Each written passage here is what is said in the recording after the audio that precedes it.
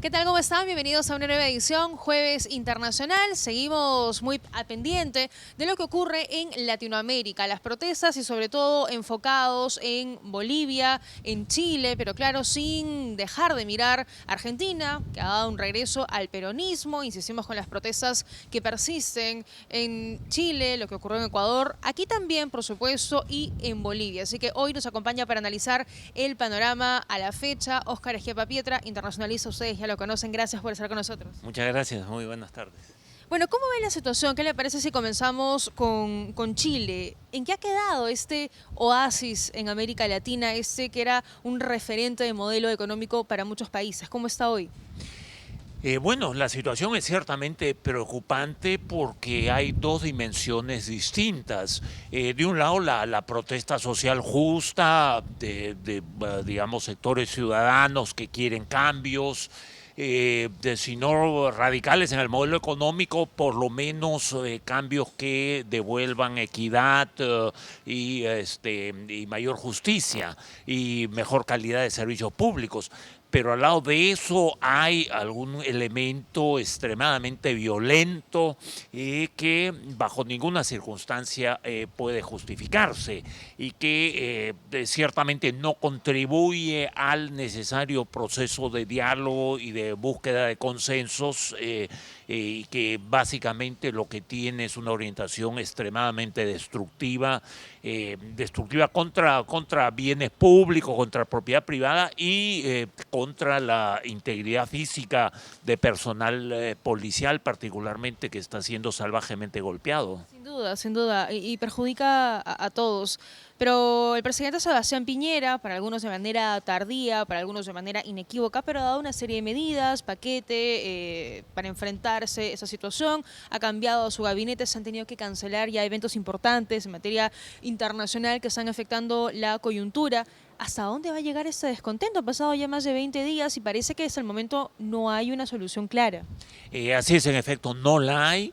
No obstante que en Chile hay una buena cultura cívica y, digamos, la experiencia traumática de la dictadura ha dejado en la sociedad un grado de madurez política significativo. Es cierto que el gobierno del presidente Piñera reaccionó pésimamente en los momentos iniciales, ¿no? Desde la convocatoria a las Fuerzas Armadas a intervenir, desde muy desacertadas declaraciones suyas de algunos ministros, incluso hasta de la propia esposa del presidente Piñera, la primera dama. Todo eso ciertamente ha contribuido a alentar, digamos, el descontento, el desagrado, pero también es cierto que esta no es una responsabilidad exclusiva del gobierno del presidente Piñera. De la concertación con significativa presencia del Partido Socialista ha estado muchísimo tiempo en el gobierno y básicamente ha endosado lo que son las orientaciones fundamentales del modelo económico y social que se sigue aplicando en Chile. ¿Pero pasa eso por un descontento solo al modelo económico o son más causas las que están englobando este estallido social? Hay, digamos, hay todo un análisis que hacer, se requiere más tiempo, una perspectiva mayor para realmente entender lo que está pasando en Chile. Uno de los datos de este momento es la perplejidad de todo el mundo, de los propios protagonistas en Chile, un poco en la línea de la pregunta que plantea usted, que es... ¿qué va a hacer de todo esto? ¿A dónde va? Nadie tiene respuestas claras, ¿no? Es una situación de mucha incertidumbre, pero hay, digamos, una serie de elementos. Que además no son exclusivos de Chile, sino que también deben servirnos como referente y como reflexión, por ejemplo, en el contexto peruano.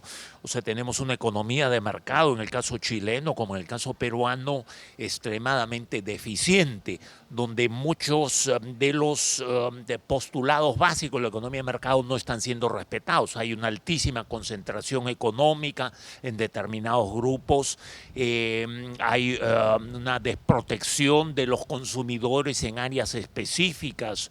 Por ejemplo, se ha señalado todo lo que es el sector de salud y lo que es las AFPs.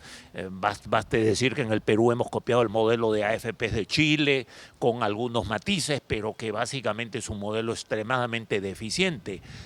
Y a eso también si le sumamos la debilidad institucional que se repite en varios países, pues la situación se vuelve francamente caótica. Demos una mirada a Bolivia, donde se ha denunciado un fraude electoral, que las irregularidades saltan a todas luces. Evo Morales está enquistado en el poder, Carlos Mesa, y bueno, se sumaron los opositores, él a la cabeza, por supuesto, para que se realice una nueva elección.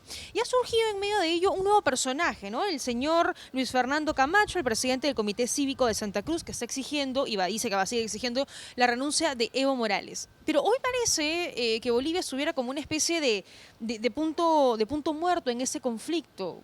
También me parece, o no sé si usted ve alguna salida a esa situación. Es bastante pronto de poder hacer un diagnóstico definitivo y también es cierto que Evo Morales no tiene intenciones de dejar el cargo.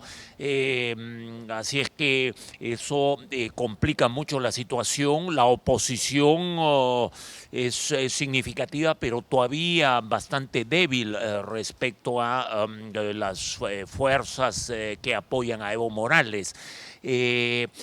La situación en Bolivia corre, me atrevo a decir, un enorme riesgo de agravarse muy rápidamente.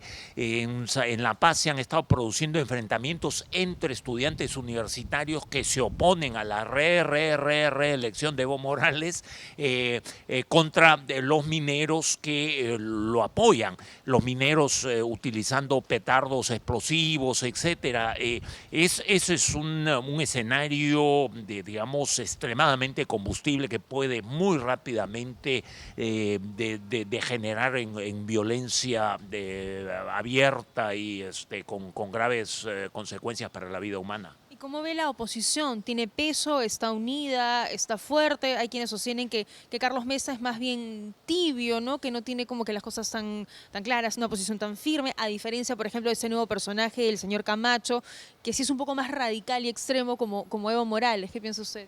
Sí, Carlos Mesa es una figura política muy respetable, es un tanto mayor, no tiene ya la histamina que tienen, digamos, personalidades más jóvenes como el señor Camacho.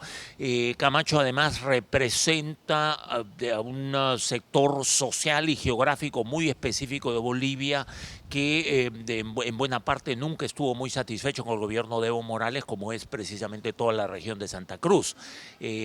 Así es que hay ese nivel de, digamos, de desincronización. No me atrevería a decir necesariamente de división, pero sí por lo menos de desincronización en la oposición, que ojalá se supere porque ciertamente es indispensable que haya una oposición unificada para poder ejercer suficiente fuerza y persuadir a Evo Morales, ojalá por medios pacíficos, para que deje de una vez el mandato, o por lo menos que a través de una auditoría completamente independiente y supervisada por la comunidad internacional se confirme o se descarte si es que él habría o no ganado las elecciones. A eso quería llegar, porque el diálogo entre ambas partes parece que está complicado. La salida forzada de Evo Morales también, o su renuncia.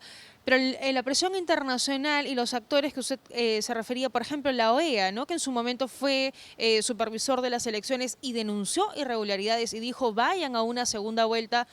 A pesar de ello, hoy se va al otro lado y dice voy a realizar una auditoría, no sé qué papel está jugando, y de pronto, y todos los países, por lo menos de Latinoamérica, están como mirando de reojo la situación, ¿no? No hay una posición como tan clara frente a ello. Así es, en efecto. En el caso específico de la OEA hay que entender que es un organismo internacional y, para ser más concreto, intergubernamental, lo que significa que básicamente las decisiones las toman los representantes de los gobiernos que integran el organismo. Y ahí hay pues un tema de correlaciones políticas a nivel latinoamericano, porque Bolivia ha estado integrado a esto que se llamaba el bloque bolivariano. Se están produciendo cambios políticos, por ejemplo en Argentina, que cambian un poco las correlaciones de fuerzas a nivel interamericano y por lo tanto debilitan las opciones que de modo más radical exigirían pues pleno respeto a las condiciones democráticas en Bolivia, ¿no? Ahora, si viéramos el panorama un poco más de manera global de toda Latinoamérica, estas protestas que se han registrado en cadena, una tras otra, ¿podríamos decir que tienen un hilo conductor, que están de alguna manera relacionadas, tienen algo que ver, o cada una responde a una situación local? Creo que lo segundo es más cierto que lo primero, de que cada uno de estos escenarios tiene sus propias especificidades y es importante no querer forzar el análisis para tratar de encontrar demasiados elementos en común. A la misma vez, de un modo genérico, sí es posible identificar algunos factores. Eh, Todo esto va poniendo en evidencia algo que es recurrente no solamente en el contexto de América Latina, sino a nivel global, y es la insuficiencia de los sistemas democráticos actuales, que en el contexto latinoamericano se agravan por la extrema desigualdad en la distribución de recursos y de riquezas que es característica de nuestra parte del mundo. Obviamente eso es un elemento que cataliza ese descontento con la democracia. Al lado de eso está lo que usted muy acertadamente señalaba, todo el problema de la debilidad institucional común a la generalidad de los países de América Latina, que hace que el Estado no responda eficiente y de un modo satisfactorio frente a los reclamos y las expectativas de la ciudadanía. Una política tradicional que no logra canalizar, ¿no?, las demandas de la población. Y por ello quería comentar las declaraciones del Banco Interamericano de Desarrollo, que decía justamente hace 2 días que la desigualdad obstaculiza el crecimiento de las economías de América Latina. Un poco lo que pasa en Chile, ¿no? O sea, las políticas económicas tienen que ir de la mano de las políticas sociales. Sin ninguna duda, para que el propio modelo económico opere eficientemente. Y lo podemos ver en el caso específico del Perú, por ejemplo.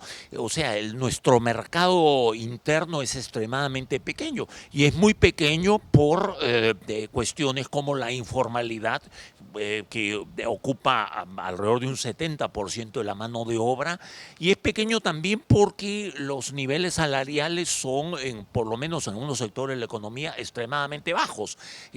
Todas esas son personas que finalmente tienen muy poca capacidad para participar en el mercado, para ser consumidores sustantivos, para ser sujetos de crédito bancario, etcétera.